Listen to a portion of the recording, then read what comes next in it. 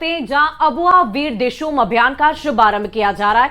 मुख्यमंत्री हेमंत सोरेन इस वक्त मंच पर हैं और देखिए उन्हें तस्वीर देकर उनका स्वागत किया जा रहा है। वन पर निर्भर लोगों को इसका सीधा फायदा मिलेगा। अबुआ वीर दिशोम अभियान की बहुत बड़ी भूमिका ग्राम सभा में, तो तस्वीरें हम आपको दिखा रहे हैं मुख्यमंत्री हेमंत सोरेन की। इस वक्त वो मंच पर आसीन हैं और अब से थोड़ी ही देर में इस कार्यक्रम की शुरुआत कर दी जाएगी। कार्यक्रम में डीसी, डीएफओ तमाम अधिकारी मौजूद हैं और इससे वन से जुड़े लोगों को इसका सीधा फायदा मिलेगा।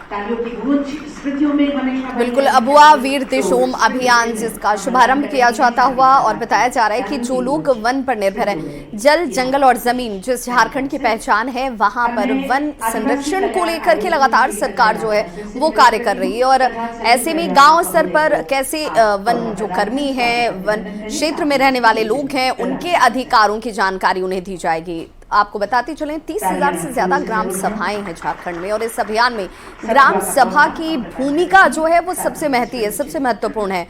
इस अभियान की बात करें तो डीसी और डीएफओ इसका नेतृत्व करते नजर आएंगे। एफआरसी सेल का भी गठन किया जाएगा और गांव स्तर पर वनाधिकार समिति का गठन करते हुए इस अभियान की सफलता को सुनिश्चित किया जाएगा। वन पर निर्भर लोगों को कैसे आत्मनिर्भर बनाया जाए, कैसे उनके अधिकारों से उन्हें वाकिफ कराया जाए, ये मकसद लेकर सरकार इस वक्त इस अभियान की शुरुआत कर रही है।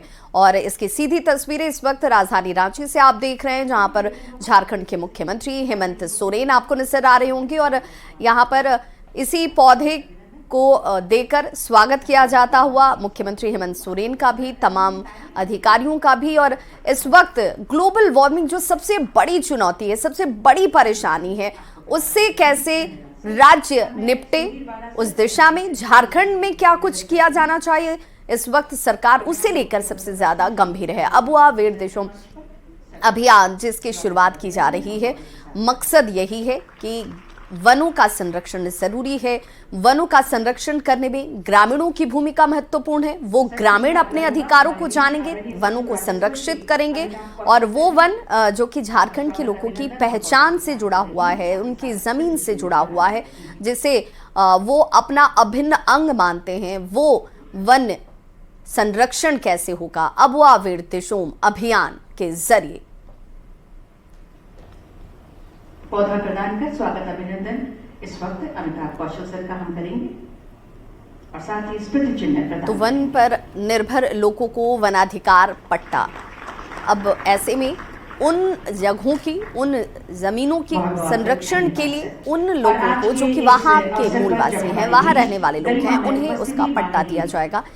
और संरक्षण की दिशा में जो कि ये बार बार कहा जा रहा है कि जो गांव स्तर पर वनाधिकार समिति का गठन किया जा रहा है, ये वनाधिकार समिति ये देखेगी, ये सुनिश्चित करेगी कि लोग इसे लेकर जागरूक रहें, सजग रहें, उसका संरक्षण किस रूप में किया जा सके, उन्हें इसकी जानकारी हासिल होती रहे और एक तरीके से इस पर मॉनिटरिंग की दिशा में भी महत्वपूर्ण भूमिका यहाँ पर इन समितियों के जरिए अदा की जाएगी। एफआरसी सेल का भी गठन किया जाएगा, जो बताया जा रहा है गांव स्तर पर वनाधिकार समिति का गठन, और ये वो तमाम वन पर निर्भर लोगों को वनाधिकार पट्टा देते हुए नजर आएंगे, जिनकी रोजी रोटी, जिनकी जीविका जो है वो इसी पर निर्भर करती है। तेंदुआ पत्ता हो, ऐसे तमाम जो झारखंड की पहचान से जुड़े हुए स्रोत हैं, उन स्रोतों का इस्तेमाल कैसे किया जाए, उससे कैसे रोजगार सृजित किया जाए और उस रोजगार से कैसे झारखंड और झारखंड के लोग जो हैं वो विकास के पथ पर आगे बढ़े, ये कोशिश की जा रही है इस अबुआ वीर दिशोम अभियान के जरिए। मुख्यमंत्री हेमंत सोरेन की सोच यही है, बार बार इस बात का वो जिक्र करते हैं, चाहे वो मंच हो या सरकारी कार्यक्रम, उस दौरान उनकी तरफ से बार बार इस बात पर जोर दिया जाता है कि आप अपनी मिट्टी से जुड़े रहिए, आप अपने पहचान को मत खोइए और वन है तो हम हैं और उसका संरक्षण ज़रूरी है। उस दिशा में सबसे ज़्यादा ज़रूरत उन लोगों की है जो वनों को लेकर के दिल से जुड़े हुए हैं, वनों के साथ अपनी पहचान को जोड़ कर देखते हैं और इसी मकसद से अबुआ वीर दिशोम अभियान का शुभारंभ किया जा रहा है, जिसकी सीधी तस्वीर इस वक्त आप अपनी टीवी स्क्रीन पर देख पा रहे हैं। और अब से कुछ ही देर में इस कार्यक्रम की शुरुआत भी कर दी जाएगी। आज इस कार्यक्रम में और देखिए हमारे संवाददाता अविनाश भी हमारे साथ हैं। अविनाश, इस कार्यक्रम को लेकर क्या कुछ तैयारियां की गई है और इस कार्यक्रम के तहत मुख्यमंत्री हेमंत सोरेन की तरफ से कौन कौन से योजनाओं की शुरुआत की जाएगी? देखिए, कार्यक्रम की गंभीरता को इस रूप में समझा जा सकता है कि राज्य के सभी डीसी और डीएफओ को बुलाया गया है और झारखंड मंत्रालय के सभागार में यह कार्यक्रम आयोजित है। जो आगे योजना तैयार किया गया है, अब अभियान के नाम से इसकी योजना क्या शुरुआत हो रही है। हमर जंगल हमर अधिकार, ये जो झारखंड भाषा में हमर जंगल हमर अधिकार से ही स्पष्ट है कि जो गाँव में रहने वाले लोग हैं, जो झारखंड के रहने वाले लोग हैं, उनको जंगल पर या जंगल में जो वनोपज है उस पर उनका अधिकार दिलाना स्पष्ट एक योजना है। और इस योजना के मार्फत वैसे लोगों को वन पट्टा देना है जो भूमिहीन है, जो जिनके पास जमीन का नहीं है, जो ऐसे वन पट्टा को हासिल करने के बाद अपने परिवार का भरण पोषण कर सकते हैं। उसके लिए एक लंबे समय से तैयारी चल रही थी। मुझे जहाँ तक याद है, सितंबर माह से ही अलग अलग गाँवों में इसको लेकर तैयारियां चल रही थी और 30,000 से ज्यादा ग्राम सभाओं में इसकी चर्चा हो चुकी है और अधिकारियों को स्पष्ट तौर पर निर्देश दिया गया है कि कैसे जो वैसे लोगों को चिन्हित करना है जिनके पास में जमीन नहीं है या फिर वो जो इंटरेस्टेड हैं, और इसे पारदर्शी बनाने के लिए जो योजनाएं जो चलेगी, इसको लेकर ऑनलाइन सुविधा भी दी गई है। ये बात सही है कि गाँव को लोगों को इसमें असुविधा जरूर होगी, इसलिए जो अधिकारी है वो इसमें सबसे बड़ी भूमिका अदा करेंगे। अविनाश, सवाल ये भी के जरिए ही कि जिन वन उत्पादों की बात की जा रही है, जिन पट्टों की बात की जा रही है, उन जगहों पर जो उपज होगी, जिन उत्पादों को बनाया जाएगा, उन्हें बाजार दिलाना भी एक बड़ी चुनौती है। तो क्या सरकार इस दिशा में भी योजना लेकर आगे बढ़ रही है?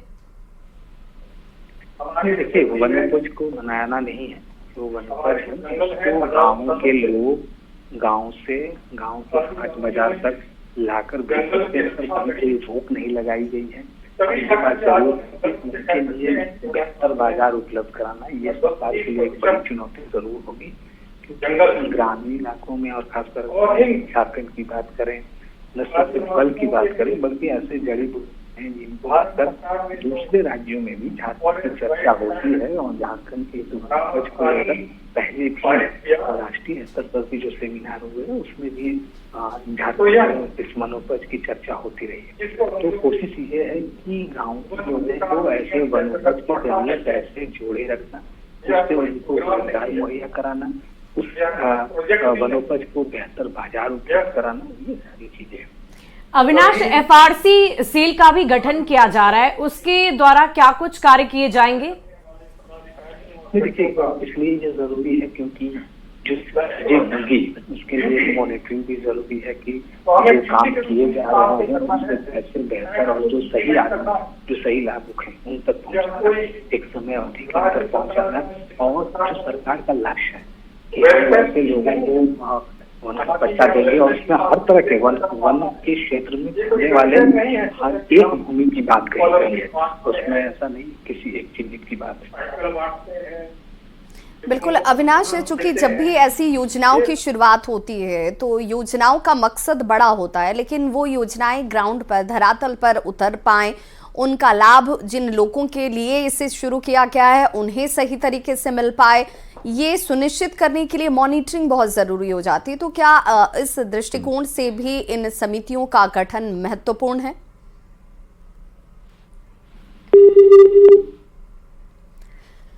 तो ये तस्वीर आप इस वक्त देख पा रहे हैं जहां पर अभियान का मकसद क्या है उसकी जानकारी दी जा रही है, कैसे इसे वन क्षेत्र में रहने वाले लोगों को जोड़ा जाएगा, उनके लिए जीविकोपार्जन में ये कितनी महत्वपूर्ण भूमिका अदा करेंगे, उनके तरफ से जब आर्थिक तौर पर सबलता हासिल की जाएगी तो ये वनाधिकार का पट्टा हासिल करके, यानी कि उन क्षेत्रों में उन्हें उस जमीन के लिए अधिकार प्राप्त होगा और उस अधिकार के तहत वो उस उपज को बाजार तक पहुंचाएंगे, बेचेंगे और उससे अर्जित राशि से अपना भरण पोषण करेंगे। ये मकसद इस वक्त सरकार की तरफ से है। सभी डीएफओ हैं, सभी सीईओ हैं, सभी फॉरेस्ट के जितने पदाधिकारी और कर्मी हैं वो सभी राज्य सरकार से पैसा लेते हैं। इसलिए राज्य सरकार की इंटेंट को पूरा करने के लिए हम सभी कर्मियों की, पदाधिकारियों की सर्वप्रथम जिम्मेवारी बनती है। और अगर हमारी यह जिम्मेवारी बनती है तो अगर फॉरेस्ट राइट एक्ट ने हमें बल दिया, लोगों के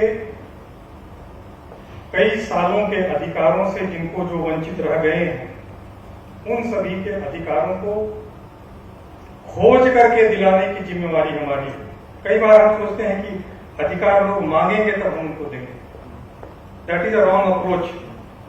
जो अधिकार अक्रू करते हैं लोगों को by virtue of the acts of the government of India, जो भारत सरकार ने पार्लियामेंट में पास किया है, उसके अधीन जो भी अधिकार लोगों को अक्रू करते हैं, लोग जिसके लिए अर्हता अपने आप से पा जाते हैं कानून पास होने के बाद, उन अधिकारों को खोज करके का मतलब अधिकार को भी खोज करके और लोगों को भी खोज करके उन अधिकारों को उनके हाथ में देने की जिम्मेवारी, यह सबसे नंबर 1 जिम्मेवारी है। यदि हम ट्रेजरी से 1 रुपया लेते हैं अपने वेतन के, that was the number 2 point जो मैं कहना चाहता था। तीसरी बात जो मैं कहना चाहता था वह यह है कि बाय नेचर आदिवासी बहुत सिंपल होते हैं और किसी कारण से दुनिया के कई देशों से आदिवासी विलुप्त होते चले। मैं ऑस्ट्रेलिया, अमेरिका, किसी देश का नाम नहीं लूंगा, परंतु यह सर्वविदित है कि बाय नेचर आदिवासी बहुत सिंपल होते हैं।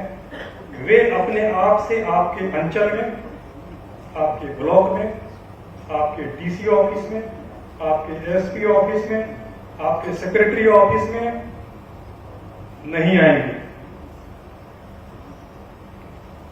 वे एक शाई पीपल होते हैं। जब तक उनकी जान को नहीं लग पड़ती है तब तक वो किसी के सामने हाथ नहीं फैलाते हैं।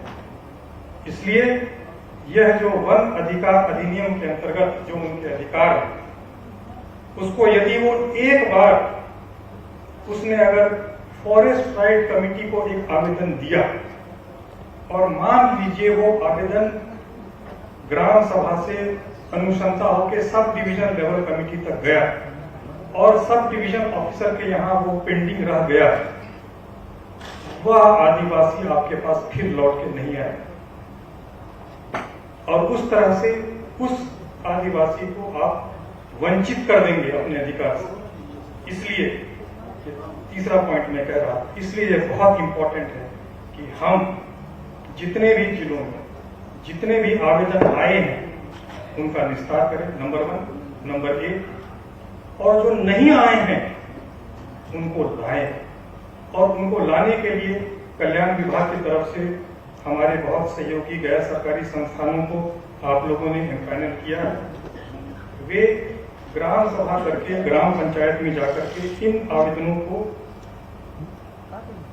क्रिएट करेंगे। नंबर 4, और ये आखिरी बात है जो मैं पृष्ठभूमि के रूप में इस महत्वपूर्ण अभियान के शुभारंभ के अवसर पर रखना चाहता हूं।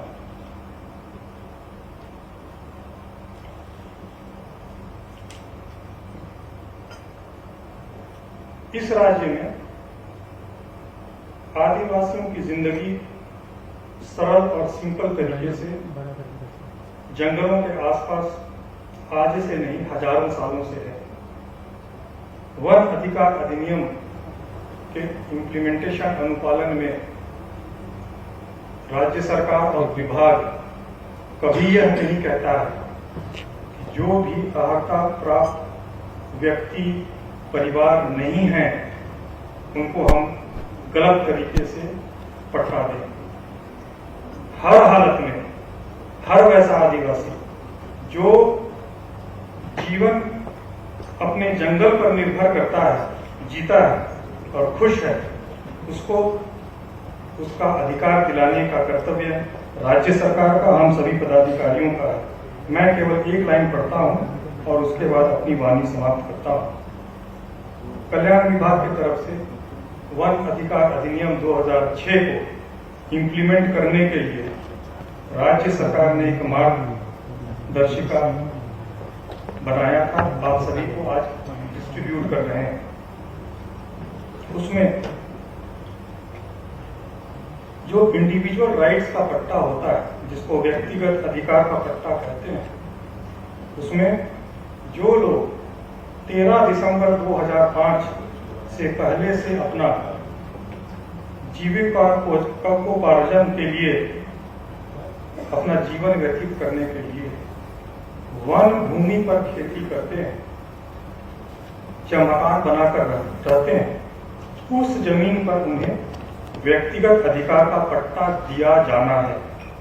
इसलिए यह बहुत महत्वपूर्ण कार्य है जो माननीय मुख्यमंत्री जी के निर्देश पर, और उनको हम विश्वास दिलाते हैं, कल्याण विभाग और हमारी जो पूरी फौज है, जो हमारे डीसी की फौज है, डीएफओ की फौज है, हम सब कर्तव्यबद्ध हैं कि हम ऐसे सभी आदिवासियों और जो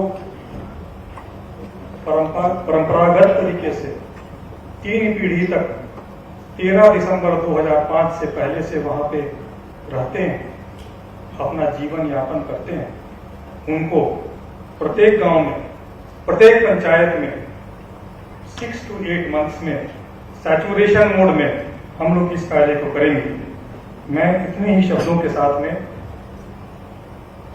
आप सभी का आह्वान करता हूं। इस अभियान में हम लोग निष्ठापूर्वक, दृढ़ता से, निर्भीक होकर के सही कार्य, कानूनी कार्य करने में पीछे न हटे।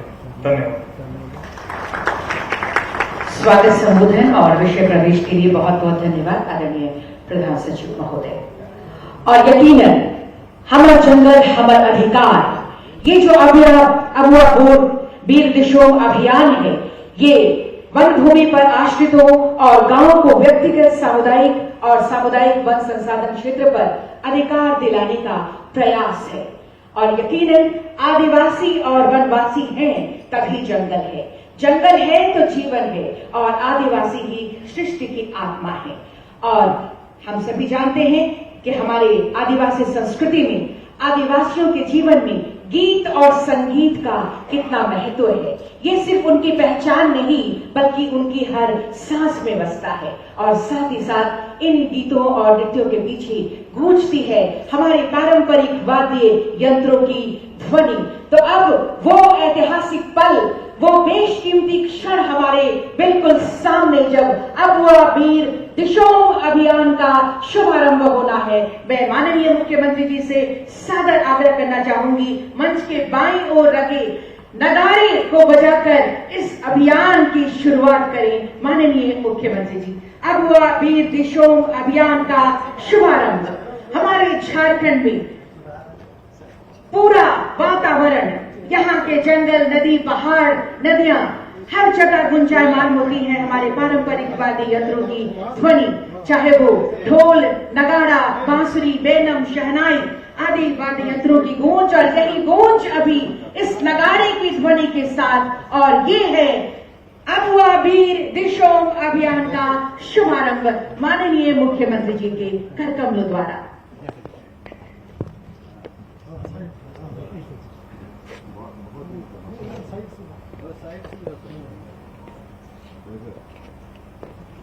हमार जंगल हमार अधिकार, अबुआ वीर दिशोम अभियान का शुभारंभ नगाड़े की ध्वनि के साथ।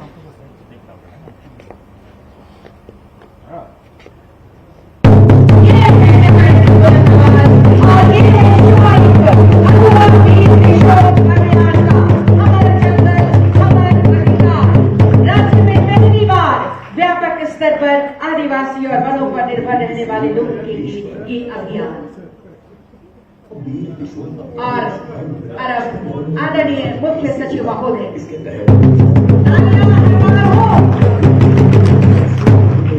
यादगार अवसर के हम सबके बहुत बहुत धन्यवाद माननीय मुख्यमंत्री जी का, आदरणीय मुख्य सचिव महोदय का, हमारे सभी विशिष्ट अतिथिगणों का इस नगाड़ी की ध्वनि के साथ इस अभियान का शुभारंभ। और अब इस पर आधारित ऑडियो विजुअल पर नजर एप्लीकेशन भी तैयार किया गया है।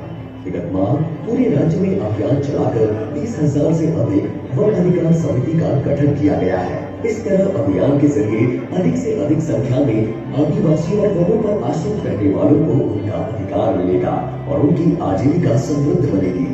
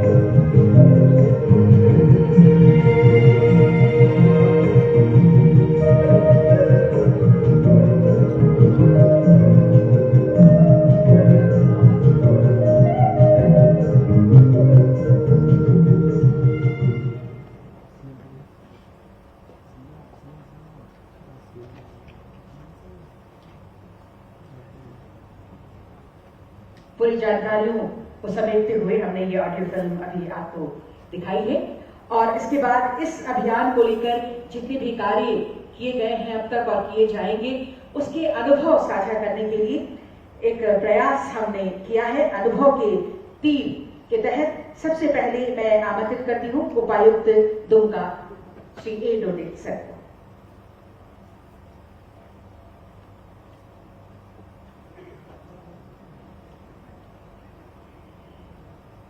आज की अवार्ड निर्देशों अभियान के शुभारंभ कार्यक्रम में उपस्थित honourable CM sir, respected chief secretary sir, twenty secretary welfare, 24 secretary CM sir, secretary CM sir, secretary revenue, PCCM sir, and my dear colleagues and media friends, सभी को जोहार।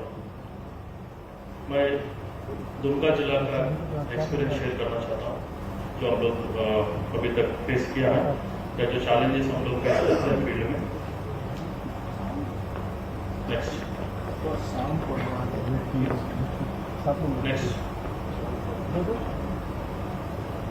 The basic objective of the act हम लोग कोशिश किया कि हम बताने के लिए कि एक्ट रिकॉग्नाइज करती है forest dwellers scheduled tribes who are dependent on the forest for their livelihood and other communities also जो फॉरेस्ट के ऊपर डिपेंडेंट है उनका राइट्स रिकॉग्नाइज करते हैं एक्ट के तहत। एंड ये एक्ट का मुख्य उद्देश्य फॉरेस्ट को भी बचाना है, एट द सेम टाइम जो कम्युनिटीज डिपेंडेंट है उनको राइट्स भी रिकॉग्नाइज करना है। Next, this is a brief description of the act. Act 2006 में पास किया गया है and which came into operation in 2008। And act का जो main act wants to address the historical injustice to protect the rights of the people। वो act का मुख्य उद्देश्य है। नेक्स्ट, एक्ट में 2 टाइप्स ऑफ राइट्स दिया जाता है। एक इंडिविजुअल पट्टा है जो मैक्सिमम 4 हेक्टेयर से दिया जा सकता है, एंड एक कम्युनिटी पट्टा है जिनका कोई लिमिट नहीं है। एंड 2 टाइप्स ऑफ लोगों को एक्ट में बेनिफिट देना चाहते हैं। जो शेड्यूल्ड ट्राइब्स वो are dependent on the forest और present on the forest land before 13 December 2005 जो कट ऑफ डेट दिया गया है। And for other communities who are not the tribals, उनके लिए ये 3 generation at least 75 years prior to the cut off date रहना चाहिए। नेक्स्ट, जो भी जो पट्टा देने के बाद उनका राइट्स होता है फॉरेस्ट प्रोड्यूस और cultivation and grazing and traditional customary practices जो फॉरेस्ट में प्रैक्टिस करता है, but it is non sellable पर should not be used for any commercial purpose. Next, Dumka का ब्रीफ प्रोफाइल है sir. Next, status of the claims. Dumka में sir claims rejection ज्यादा है सर, जो मैं रीजन स्टडी करने के लिए हम लोग कोशिश किया। बेसिक रीजंस जो देखा सर हमने कि लैक ऑफ अवेयरनेस जिसके कारण लोग जो सही तरीके से क्लेम्स फॉर्म्स फिल नहीं करते सर। एंड कुछ रीजंस जैसे रॉन्ग क्लेम्स ऑफ माइनिंग और एविडेंस नहीं रहना है, इसका कारण जो है रिजेक्शन रेट ज्यादा है सर। नेक्स्ट, और दुमका में सर पीटीजी लोगों को अच्छा खासा हम लोग पट्टा दिया sir. 22% of the patta we are given to PVTGs only. Next, this is the process sir जो हम लोग फॉलो करते हैं डिस्ट्रिक्ट में। द मोस्ट इम्पॉर्टेंट एंड अहम भूमिका फॉरेस्ट राइट कमिटी का होता है, और फॉरेस्ट राइट कमिटी अभी हम लोग ऑलमोस्ट कंप्लीट कर दिए सर हर गांव में। एंड फॉरेस्ट राइट कमिटी यदि representation of the forest all the communities forest right committee में रहेंगे तभी सर हम लोग सभी के लिए मदद कर सकते हैं। Next, this is the status of the forest right committee sir, अभी हम लोग कंस्टिट्यूट किया है। Next, status of the sir हमारा ब्लॉक एफआरएस का। Next, gram sabha sir we are constituting, but gram sabha में सर हम लोग को मेजर प्रॉब्लम क्या आ रहा है sir to maintaining the quorum. जैसे एक्ट मैंडेटरी करते सर कोरम मेंटेनेंस का 50% of the gram sabha member should be there, at least 1/3 of them should be women. ये सर हम लोग के लिए बड़ी चैलेंजिंग है सर ग्राम सभा कराने में, बिकॉज दुमका में हम देखा sir we have around 2900 villages, जहाँ एक इंडिविजुअल विलेज में ग्राम सभा फॉलो करके एफआरसी गठन करना big challenge.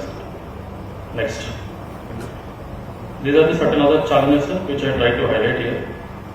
It's a basic sir limited awareness and support to the communities. जैसे I think most of the district में हम लोग ये फेस कर रहे थे। एफआरसी गठन करके एफआरसी को हम लोग ट्रेनिंग देके वो कंटिन्यूस हैंड होल्डिंग करने के लिए सर हमारे पास मशीनरी नहीं है sir. And I think sir हम लोग we are depend on the civil society organisations and we what we have recognised in many of the district sir, civil society organisations को भी ठीक से ट्रेन किया हुआ ऑर्गेनाइजेशन हम लोगों के पास नहीं है सर, जो हमको मदद करेंगे। एंड एक other issues that we are facing is for other forest developers communities 75 years proof देना सर काफी डिफिकल्ट होता है, उसके अदर कम्युनिटीज को हम लोग फॉरेस्ट राइट देने में वी आर